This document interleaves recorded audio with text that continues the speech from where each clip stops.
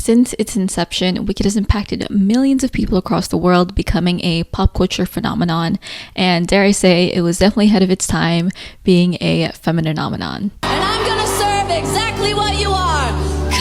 Originally written as a novel called Wicked, The Life and Times of the Wicked Witch of the West by Gregory Maguire, fate would cast its light upon this work when Stephen Schwartz saw the potential for this piece to be adapted into a musical whilst on vacation in Hawaii. And well, from then on, the rest is history, marked by sold-out shows nationally and overseas, as well as an undeniable presence in the cultural zeitgeist. With such a timeless piece featuring sing-along worthy hits, let's delve into another important factor as to how Wicked was brought to life, with the visual storytelling through their costume, makeup, and hair. Hey there, cool cats. If you're new here, welcome. My name is Malaya, and this is the evolution of Wicked costumes.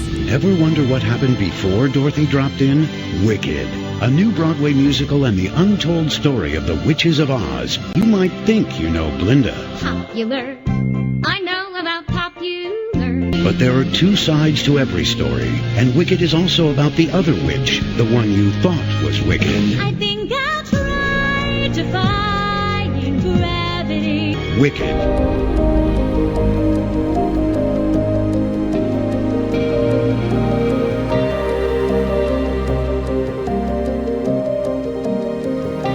Although Wizard of Oz and Wicked are set in the same place and feature the same characters, these two bodies of work are made by two completely different men. Wicked is the prequel to The Wizard of Oz and explores the backstory of Glinda the Good Witch and Elphaba the Wicked Witch of the West, where the audience is able to get a better understanding of their complex friendship and the sort of events that shape their destinies. So The Wonderful Wizard of Oz was a novel that was published by L. Frank Baum in 1900 and would later be adapted into the 1939 film The Wizard of Oz by MGM. For the 1939 film, Adrian Adolph Greenberg was the man in charge of the costume design and was pretty well known in Hollywood for dressing famous starlets at the height of his career in the 1930s. In L. Frank Baum's interpretation of Glinda, she was written to have worn a white gown with silver stars. However, in the movie, Adrian did have to change this, mainly because he had to appease the demands of the Technicolor company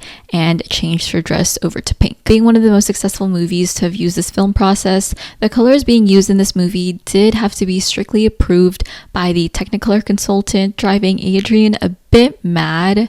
So in turn, a lot of costume color modifications were made, Glinda's costume being one of them, as white really didn't work because of the strong glow that it gave on screen, and surprisingly enough, Glinda's costume was not an original either. Although it was designed by Adrian himself, Jeanette MacDonald, another famous starlet at the time, did wear this piece in the 1936 film San Francisco. So in the film Wizard of Oz, the dress was used as a base. However, alterations were made, of course, and the sleeves were puffed up and sheer material was used to make the sleeves and at the wrist. In the book The Wizard of Oz, the official 75th anniversary companion by J. Scarfone and William Stillman, they describe Glinda's gown with layers of delicate pink tulle sprinkled with northern stars and frosty snow crystals. Adrian added a butterfly motif and gave Glinda wings in homage to the script's description of Glinda's gift of lights. It's also very likely that the dress was dyed pink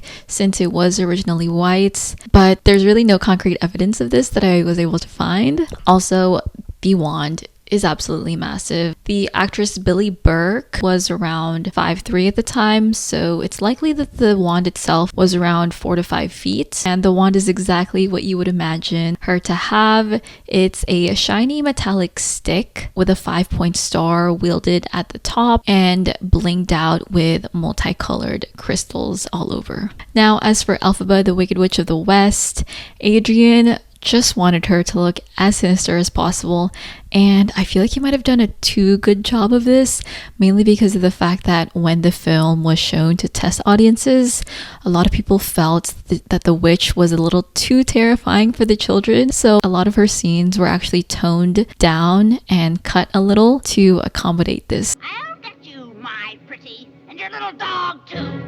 But her dress features pretty puffy sleeves, a very big skirt, and a tall witch's hat. And the tall witch's hat was done intentionally to make her height appear more domineering over the other characters and to make her appear more taller, obviously. And her all black ensemble really contrasted the really colorful and oversaturated color palette of Munchkinland. Margaret Hamilton, the actress that played the Wicked Witch, went through some pretty grueling conditions on set. A fireball had actually set her dress on fire and she had to suffer third-degree burns. Furthermore, the green makeup that was used for her face and body was quite literally toxic, as it was copper-based paint and it had to be removed from her burned flesh with alcohol. And I'm not done yet, because that green makeup actually left some residue over her complexion and wouldn't go completely away.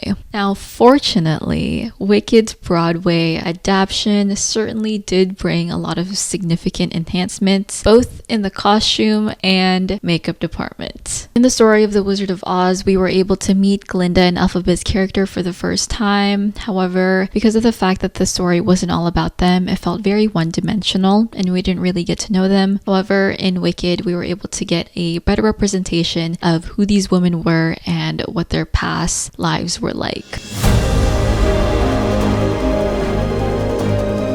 Now, as for the classic that started it all, the Wicked Broadway show probably had one of the most intricate costumes, where they had over 200 pieces for all of the cast to accommodate 8 weekly shows. So Susan Hilferty was the fantastic costume designer that was in charge of this great ensemble of pieces, with her talented team of experts that included Alice Gilbert, Polly Kinney. Her work at Wicked also landed her multiple Tony Awards for Best Costume Design, Best Production Design, and many more. Having studied at Syracuse University, where she majored in art and a minor in fashion design, she actually wasn't able to see her first professional theater production up until she was in her junior year of college, while she was away abroad in London. And afterwards, she decided to move to New York City, where she continued to grow her career in costume design and would eventually go to grad school. In Susan Hilferty's original sketches for Elphaba's ensembles, she did craft up 3 costumes for her, the first being her shiz uniform, the second being her party frock, and of course, iconic Act 2 dress. So one of the first outfits she wears, it looks like, is her shiz uniform, as she rocks a braided hairstyle. Her outfit is composed of an all-navy look, as she sports a mock sweater with a navy blue blazer on top, along with a skirt and some high ankle boots. She also accessorizes with a thin frame of glasses, crochet cap, and a luggage signifying her arrival at Shiz University. In Act 1, Elphaba's makeup was also set to be a little bit more subtle and subdued, as she's not wearing any makeup besides, of course, the green makeup that she's iconically known for. She does wear a lipstick color that appears to have the slightest shimmer of green in it. So throughout all productions in Wicked, pretty much the same base routine is followed in order to ensure consistency throughout all of the Elphabas across the world. For her base color, 2 different products are used to achieve that wickedly green color that she's known for. First one being MAC Chroma Cake. Using this product in the color Landscape Green, this color was actually specifically made for the Wicked show when it was first released in Broadway, and is a water activated body paint. Secondly, Crayolan is used on top of Chroma Cake to give opacity to the base and to ensure a smoother base finish. Opposed to Chroma Cake, which dries itself, Crayolan Supercolor in shade 511 is a grease paint and requires a powder to set it. And as for application, the main tool that's being used is these really big Japanese brushes called haka brushes, and on top of that they also use goat hair brushes for underneath the eyes. And once the base is all done, the Laura Mercier Secret brightening powder is used to set it all together. As for contour, the artists actually use the color purple to contrast the color green in order to achieve more depth in the shadows of her face and to, become snatched. and her contour and eye makeup would remain consistent within Act 1, but would later change to become more dramatic within Act 2. Now, despite what seems like a lengthy process, according to Greg Jessup, who's been doing Elphaba's makeup since 2007, the routine can take about 18 minutes. So once Act 2 starts and time passes, Elphaba is seen in mainly the same dress for the remainder of the show, and although similar in fashion to what the Wicked Witch of the West wore in The Wizard of Oz, don't be fooled by the all-seemingly black dress, because this dress is different. So Susan Hilferty actually gave Elphaba's dress much more dimension, and upon closer inspection, you can see the different colors that are scattered across the dress that are seen under certain lighting. And much of the inspiration in Elphaba's dress actually came from elements within nature, such as gemstones embedded in soil, coal, and mica, all in order to give Elphaba that very grounded look. So Hilferty called this dress style Twisted Edwardian, mainly because it was composed of some dark and painted pieces that were ripped apart and sewn back together. The dress is also made up of some pretty puffy sleeves, a V-shaped bodice, as well as a pretty high neck. Also, Act 2 is when we start to see a really drastic change within Elphaba's makeup, with a much more bolder, smokier look onto her eyeshadow, as well as some really bright chrome lipstick. This is when we really start to see Elphaba's ascension into becoming the Wicked Witch of the West. And Elphaba's most iconic accessory is undoubtedly her witch's hat, and it was intentionally created to have a large brim sweep, creating a pretty natural curve on the side of her face, so her face was actually seen. And a closer look into the details of her hat really began to show the speckle design that's fashioned all throughout. Now, as for Miss Popular, aka Glinda, she definitely has many more looks in comparison to Elphaba. Glinda definitely juxtaposes Elphaba not only in personality but also style. Susan Hilferty said it best when she remarked, "Elphaba's from the earth and Glinda's from the sky." So Glinda definitely represents the air, which is light and effortless, and we can see this reflected all throughout her outfits. Her pieces also have a more lighter and colorful palette. For instance, for her Shiz uniform, it is an all-white outfit. So the original Shiz outfit was changed pretty drastically once Kristen Chenoweth left the cast. What she wore features a pretty full dress with a quarter sleeve and blue detailing on both her collar and her sleeves, and also sports a blue striped handkerchief wrapped around her neck. After Chenoweth's departure, her Shiz uniform did get a revival. The new version of her Shiz uniform also appears a little bit more fun and flirty in comparison to the first version, and has a lot of layers, creating a more voluptuous look. So there are different versions of this uniform throughout different productions within the Wicked show. So some versions showcase her wearing a blazer, while others showcase her wearing a white vest on top. As for another iconic dress that Glinda is known for wearing, her popular dress has had many incarnations as well too. So Chenoweth's original dress that she wore for the pre-Broadway show in San Francisco was a blue dress and was done to fit the theme of Glinda being linked to the sky. However, it was later changed to become a pink dress once it was released on Broadway. So the pink dress features a halter top with lots of layers accessorized with a pink floral hairpiece. Now, why did they change the color? Well, that I'm not so sure of, because there is no definite answer, but some fans are in agreement that they much prefer the pink dress, specifically because it shows Glinda's over-the-top, fun and flirty personality that's very well suited for the song Popular. Also, her yellow dress that she wore for Emerald City also has similar features as to her Popular dress, as the bodice and skirt come in two different pieces, but this yellow dress does have less of an exaggerated layer situation like the Popular dress, and perhaps one of her most beloved and famous dresses of all time is, of course, the bubble dress. So a lot of fans of The Wizard of Oz were pretty surprised with the fact that when Glinda came out for the first time, that the bubble dress was blue. The signature bubble dress was said to have been made with over 100 100,000 sequins and constructed with many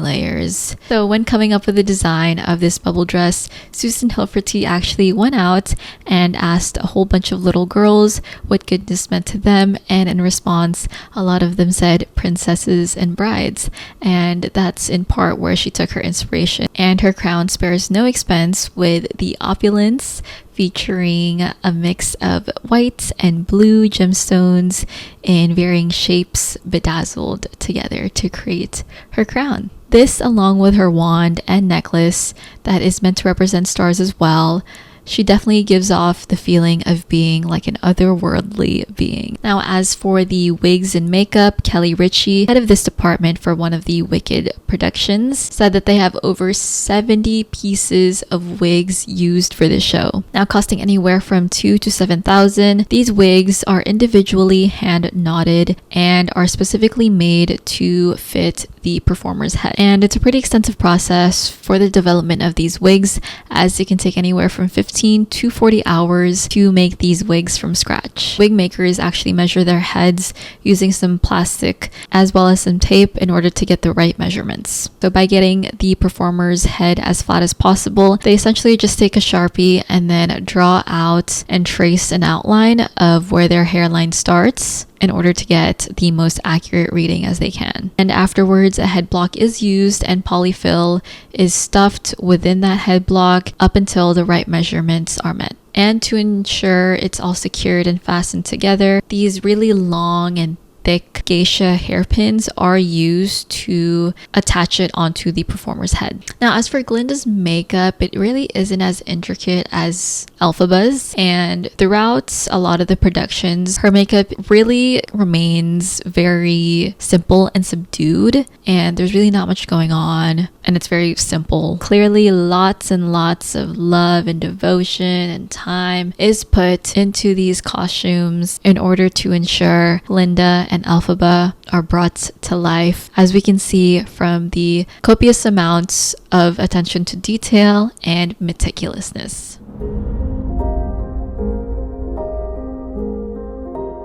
And alas, we are where we are now, as we're ramping up for the release of the Wicked film adaptation here in 2024. That's honestly been more than 10 years in the making if you think about it, mainly because back 2010, Stephen Daldry was originally supposed to be the director to produce this body of work, however had to step down due to some issues, but our prayers have been answered as John M. Chu is now the director, and I have a feeling that he's going to do a pretty good job with this film, mainly because of his successful track record. I mean, the man has directed Crazy Rich Asians and In the Heights, another successful musical hit that I personally saw and I really liked. And this film features an all-star cast with the likes of Ariana Grande, Cynthia Erivo, Jonathan Bailey, Michelle Yeoh, Jeff Goldblum, SpongeBob, Ethan Slater. I know a lot of people are anticipating the release of this film. Also, I have to mention this,